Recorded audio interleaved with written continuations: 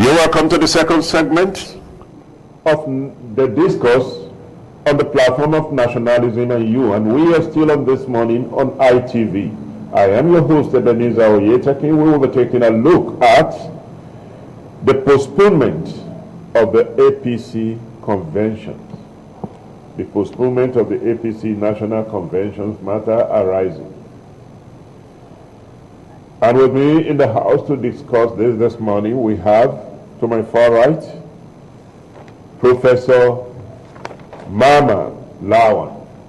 He's a professor of law by Yale University. Prof, you are welcome. Good morning. To Nationalism and You. Good morning. And to my immediate right, we have Chief Edozie Ezugwa, a politician, President General Eastern Union Congress. He also qualifies as elder statesman.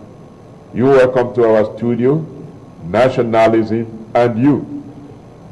It is my responsibility to uphold and continue to strive hard to see that the unity of this country is uppermost. You are most welcome. Thank you. Nigerians are concerned about the incessant postponement of National Convention by the APC. And I know you are sympathetic to APC if you are not a member of APC. So what's your take on this? Let me take it from you before we go to our pros. Thank you so much. We are Nigerians. Yes. We must feel concerned of what the political process, what is happening. Because as a Nigerian, it is our duty and right for us to make sure that we have a unity. We have a country that has peace, no matter whatever. So I will begin by saying that, like the previous, colleagues who left this studio before, hinted that there is fundamental, mistakes during the period of, coming together of the party itself. So many things were not defined. And those things are the things that are trying to, hunt them down, and they're playing it out, and everybody's seeing it. And that's the reason why a political party for 7 years now cannot have a convention to elect the officers. It's very surprising, anyway. Very, very surprising. Even some of a body that's supposed to be in charge of different, process are not being allowed. For instance, you mentioned the Board of Trustees. These are in their constitution is there. In the constitution of the Federal Republic of Nigeria that governs the political party is there. The political party must follow all those processes. I wonder what the INEC is doing, and whether they have the INEC have no, right to question certain things. So we are worried about what is playing out at the moment. I believe that the elders, because this is where the Board of Trustees come in, trying to, if there is a fallout within the national executives, national working committees, and other state, bodies. This is where the Board of Trustees will move in and try to see how they can pull back and see that the unity and the progress return back to the party. Because at the moment, at this present world, I don't know, in those days where you have MPN, MPP, UPN, and the rest of them, the party is praying. Party decision is praying to any other thing. A party decides to take a decision on certain things, you can't reject it, you can't vote against it.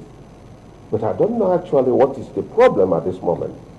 And not because, it's APC, but in other position.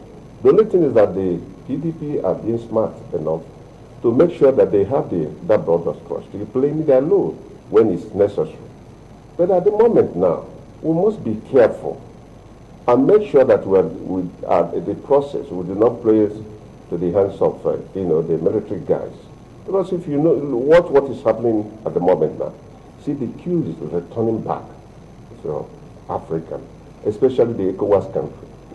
sub-regions. Well, ours still appear to be a flourishing democracy. Professor, why will a political party have problem in convening national convention?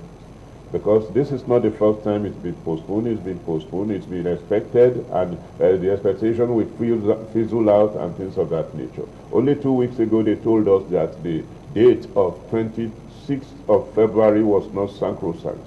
And true to that pronouncement, we now have idol of March 26th. So, your take, sir. Well, I think we need to look at one important factor, and this is the fact that APC is the ruling party. It has been in the mantle of leadership since 2015. It's bound to have so many interests at stake. You have a lot of people who are so much interested in what will happen in 2023, and it's in preparation for the 2023 elections that you are having the convention taking place, which will produce the leadership of the party. And the leadership of the party will inevitably have a role to play in who emerges as a candidate for the party. So that is very, very key. And it's not surprising that they are not really coming up with firm decisions very quickly on when and how the convention will take place. When they fixed the 26th day of February as a convention day, most of us were not certain that that day the convention will take place because of the interests that are at play. Now they said 26th of March. Are we certain now? Well, the hope is much better than the one we had before, but we cannot say for sure that it will happen. But the hopes are better now.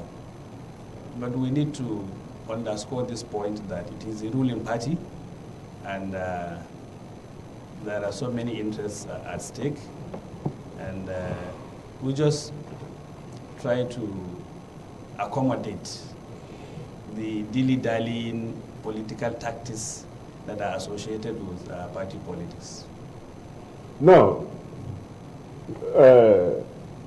Chief Edozie, taking it from where you ended it, you talked about party supremacy in the past.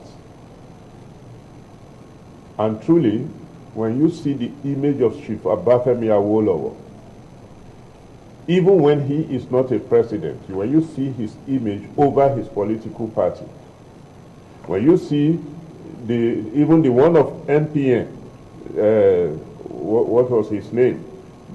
When Shagari was the president, the chairman of NPN, the role he played, Akinloye, Chief Akinloye, when you see their image,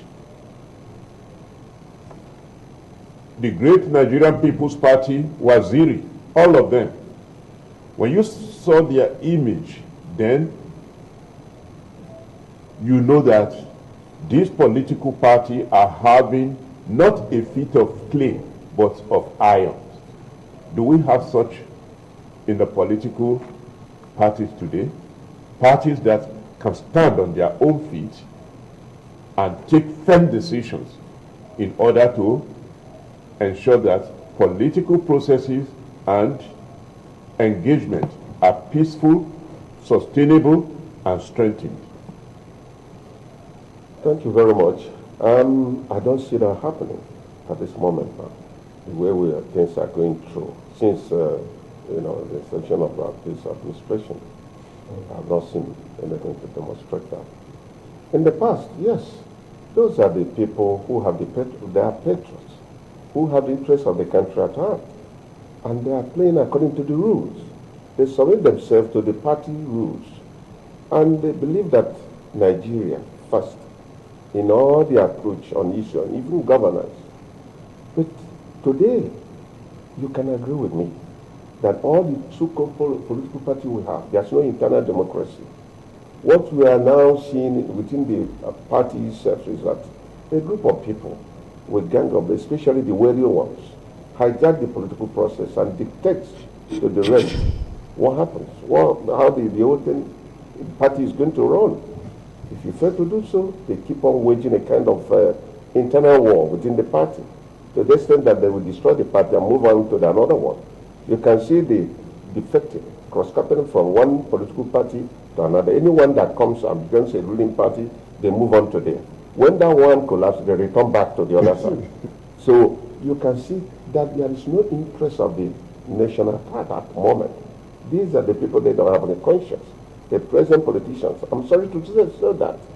And this, you have to look at when you talk about what is playing out within the APC, and not only that, within the PDP and other political parties. It's like we have to look at the powers of the state executives. They themselves are menaced. There are problems. Are you talking about the state governors? The state governors. They hold the state branch of the party firmly. They are in firm control of the state machineries. And they can now hold whoever is there at the center, the president, hostage. President is not free, no matter our president have enormous power, but he's being frustrated by the state, executives. They gang themselves up.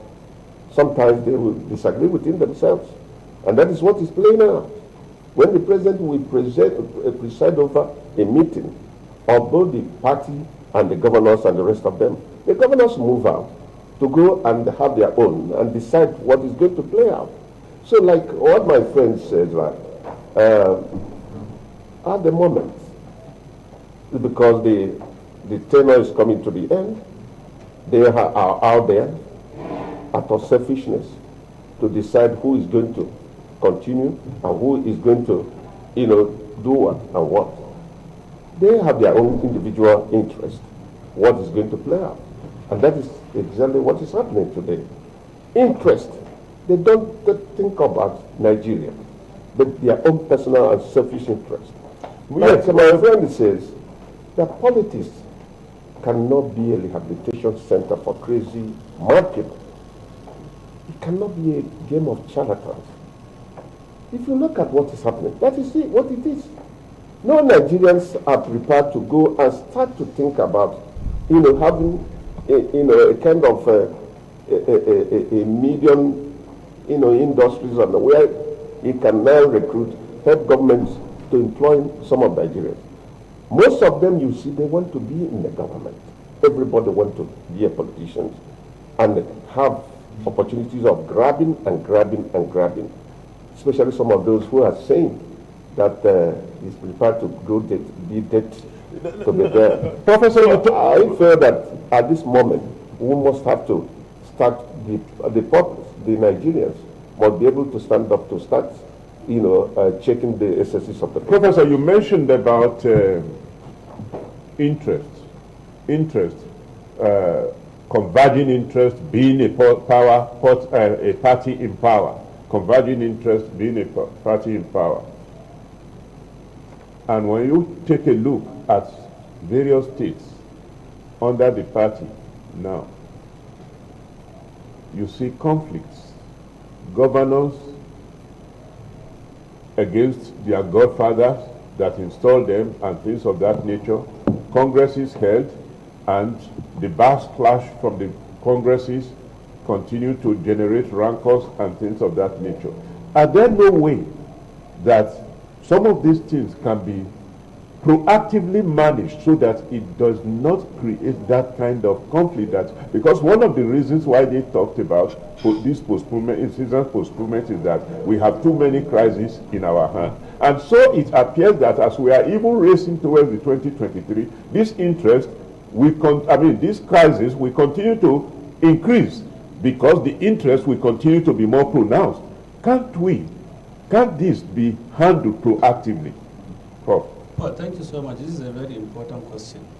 And I think we need to ask ourselves, what really is the cause for this do-or-die affair in the politics of Nigeria? Why are politicians so desperate to cling to power? Why, if they are in power, they are so desperate to maintain it?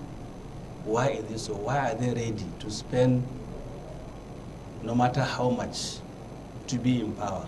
Why are they so desperate to remain in power if they get it? And they are ready to spend anything they have. Some will go to the extent of killing to get power or to remain in power. Why is it so? I think we need to ask ourselves. Perhaps the way I look at it is because we have made political power so attractive. There is no investment that is as lucrative as the investment you make in politics. Is the only thing that would turn a poor person overnight to be a billionaire in Nigeria. So there is so much control over the resources, either of the state or of the nation as a whole. Once you elect a person as governor of a state, he has, you can say, almost total control of the resources in that state. And if you talk of the National Assembly, for instance, it's also so juicy that one would go to any length, any extent to be there. And one would go to any length or extent to remain there once it's there. How much are they earning per month? And what is the average salary if you go out of the political circle, the core civil service? How much do they earn? We are still talking about the 30,000 naira minimum wage, not yet implemented in many states of the federation. How much does a director earn in the federal civil service? You bring a person to Abuja, he is a director, you give him less than 400,000 naira? And how long will it take you to become a director in the federal civil service? No matter how fast you go, I think you will have to spend up to 25 to 30 years to be a director, close to retirement age, with a lot of responsibilities. Look at the cost of living in Abuja, and you pay such a person less than 400,000 naira. How much does a senator earn? How much does a member of House of Representatives earn? Not to talk of the governors who have the total control of the resources in that state. So it is a question of the privileges that are attached to political office that is bringing about this do-or-die affair in politics in Nigeria. So long as we don't address that, there will continue to be crisis in political parties. There will continue to be tense competition between political parties to get power. So we need to address this very, very seriously in order to have sanity in our politics in this country. Prof, what are the implications for the 2023 election generally, the atmosphere of 2022 election generally? What are the likely implications of inability of APC to conduct their national conventions? Because the caretaker committee is almost spending the lifetime of, what do you call it, of an elected executive. And we do not know, because several dates has been jettisoned in the past. And the president and leader of the party had always been telling them, go and put your house in order, go and put your house in order. As a matter of fact, the president had wanted the February 26th day to be sacrosanct and the rest of it, but the paramount interest of governance playing over the party and things of that nature, as some people alluded. What are the implications of this for the political environment? Well, like I said, we have higher hopes now that the convention would hold March 26. Just yesterday, I think the president had a meeting with the APC governors. They have agreed to zone the chairmanship of the party to the north, the position of the secretary to the south. Okay. And now the president is encouraging them to go and adopt a consensus method in producing the leadership of the party. So we have higher hopes that yes, the convention would hold and leadership will emerge in the party. I don't think they will risk this having this crisis lingering for long, because we are approaching 2023, and if the Electoral Act is amended, we hope so, that the president might sign it today or tomorrow. Once it becomes law, then there are amendments in it that are ensuring early preparation for the elections. For instance, party primaries must be held like 6 months before The election. the election proper, the main election. So definitely APC will not risk having this crisis lingering for long, especially that it is in power, and PDP, the main rival political party, is watching them very, very closely. Chief Edozie, Yep. many Nigerians have the opinion that APC, being the party in power, inability to conduct elections can generate within the party a kind of discontent, because it is like they normally alluded, and I think it is right, the largest party in the continent of Africa, and you know many interests that want to contest and be in leadership of the party. Postponement could have been generating some kind of level of discontent among these people. Can't that have a negative impact on the general elections? Because politicians' discontentment doesn't go away easily. Yes, I agree with you. If you cast your mind back on my open speech, I said it because most of all the politicians you see, that of APC and PDP, they are the same thing. Once they pull the house down, they move over to another one. It doesn't concern them about the interests of the country. If it's in those days when we are with the General Buhari, in those days when we are in Buhari campaign organizations, we know how we manage the excesses of these politicians, MPP, under MPP there, you know, because they were there. They are an average politician, they don't have any other thing other than selfish interest. How they can get themselves together with another distance and make sure that they continue to perpetuate themselves into power. Even when their tenure is finished, they still have to put somebody they can control. When you sit down and look at what is happening in the APC today, the problem is from the state executives, from the states. All the state governors have a firm grip of all the state structures of the party, and they organize themselves in such a way that they dictate what happens at the center.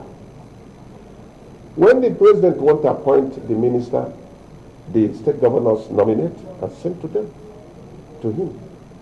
And when the issues of forming a national working committee within the party, the state governors play a very serious role and determine who represent.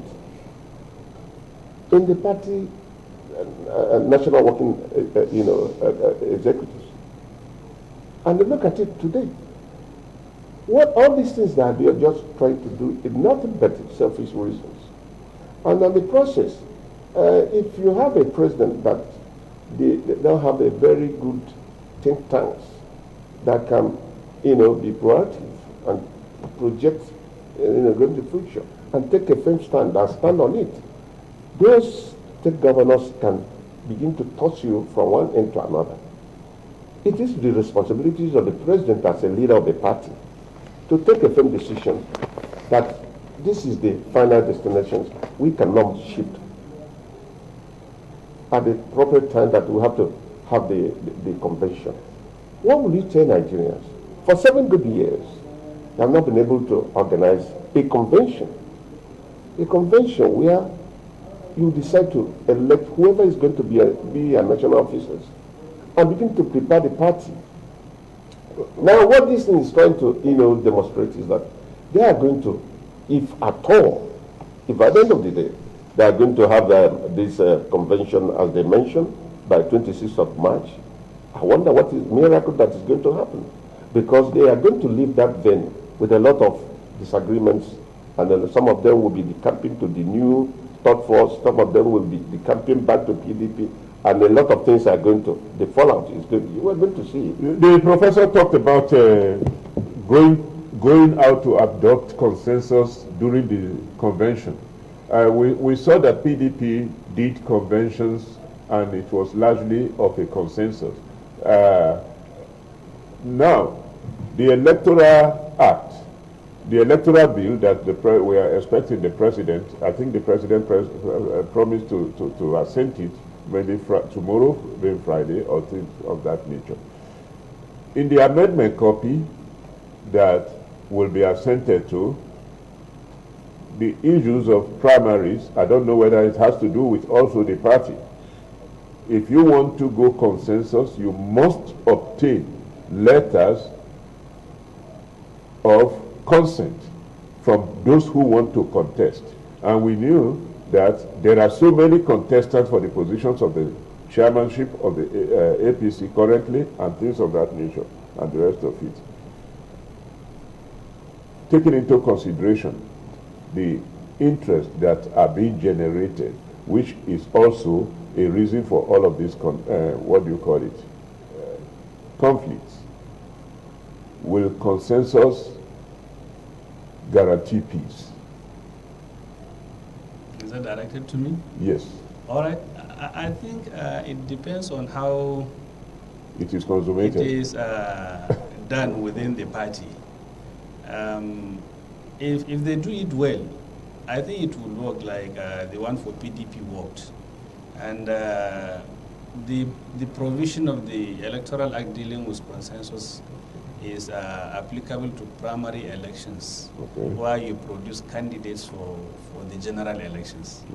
There is a difference between conduct of elections internally to produce leadership of a political party and conduct of primary elections to produce candidates for general elections. There is a difference between the two. And if you look at our jurisprudence, even the courts do not dabble into conduct of in-house elections. They always say that this is something just within the political party concerned. They hardly even assume jurisdiction. They allow you to go and sort your things out internally. So long as you agree that you are producing a leadership by consensus, that will be fine by the law. And even for the primary elections, so long as you produce by consensus, it's okay. Nobody would raise eyebrows on that. That's why the electoral bill now is having 3 modes by which you produce candidates for elections. You can do it by direct primaries, you can do it by indirect primaries, you can do it by consensus. So consensus, I think, is a mode that is very, I think, welcoming for us as a nation, because it reduces a lot of crisis. It's something reached by agreement. It means that it is what we call consensus ad idem. Parties have agreed, they have consented to it, and it reduces rancor, it reduces crisis within the party.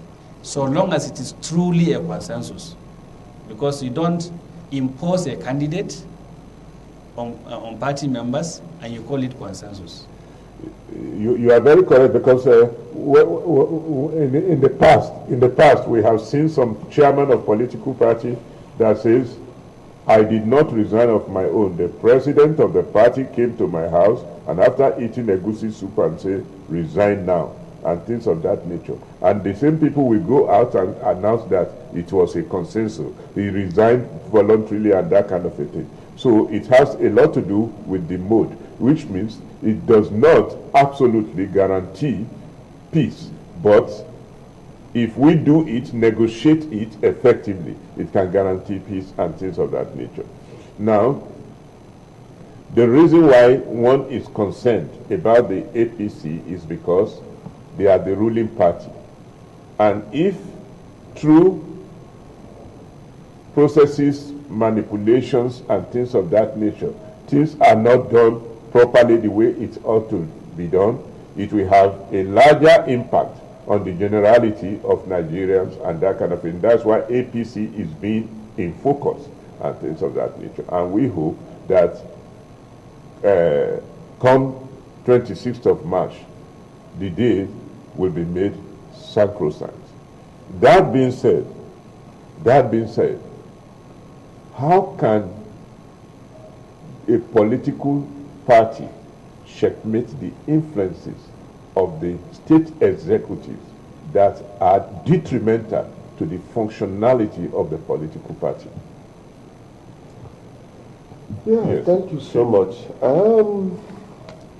Yesterday, I saw the wife of the president of the nation on the National Assembly to witness the beginning of the debate on the constitutional amendment.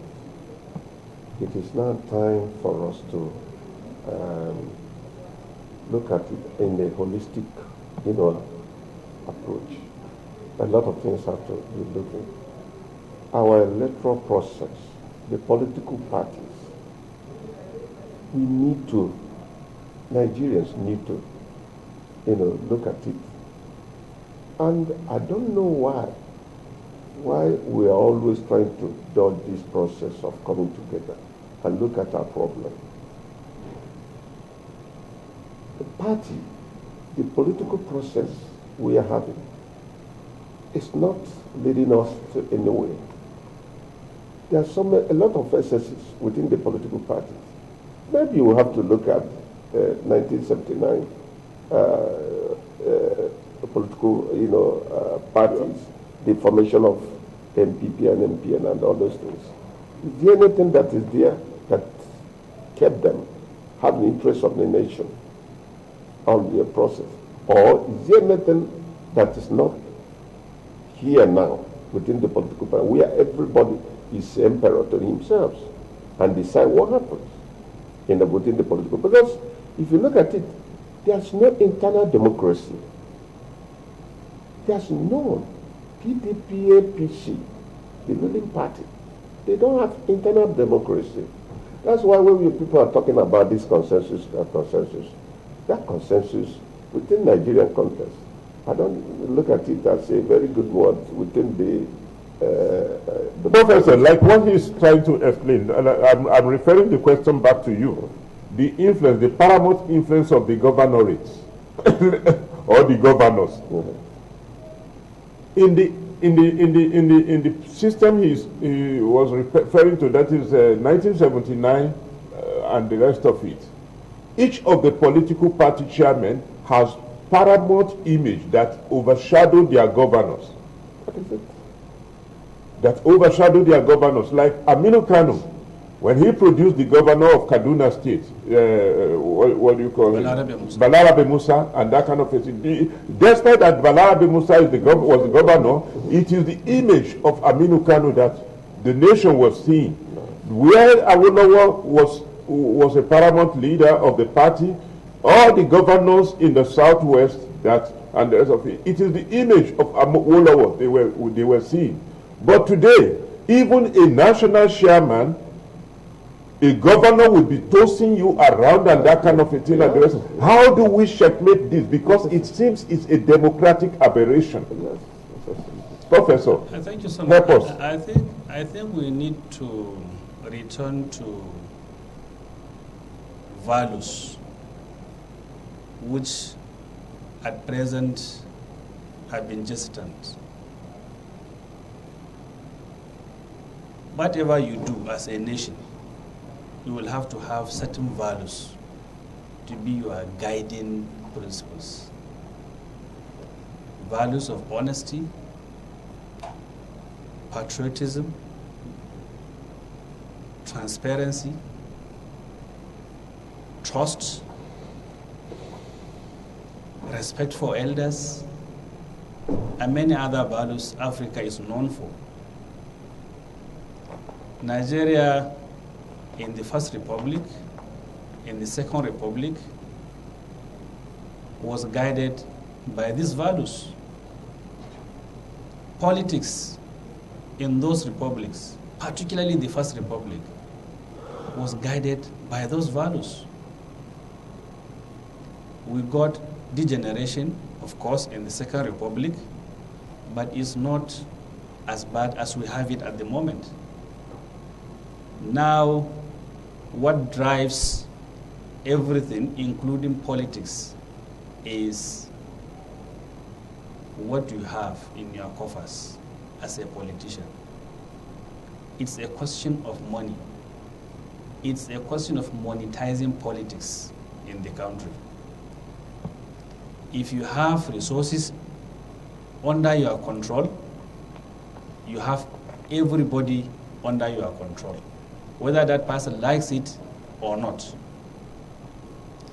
If you have resources in your control, is by implication controlling the human resources in your place of jurisdiction. And so you will try to determine who emerges as an executive within the party in your state. You determine who emerges as a representative of a particular constituency in the House of Assembly of your state. You determine who represents constituencies in the federal legislature. So everything as we operate now revolves around the governors of the states. So long as we remain a country that goes along this direction of party driven by money, money is the only consideration, then definitely we are bound to be having problems of absence of important values in politics.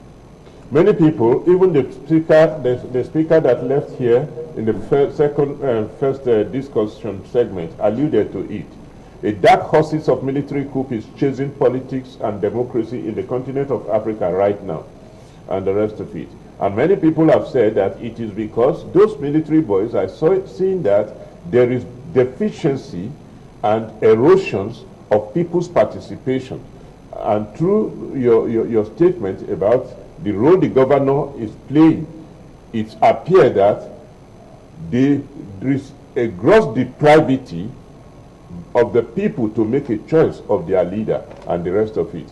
Of course, that's very correct. And that's why scholars have argued and maintained that what we have since 1999 in Nigeria has not been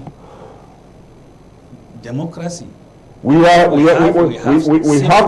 to stop here because of time. We have to stop here because of let that be your last message. Okay.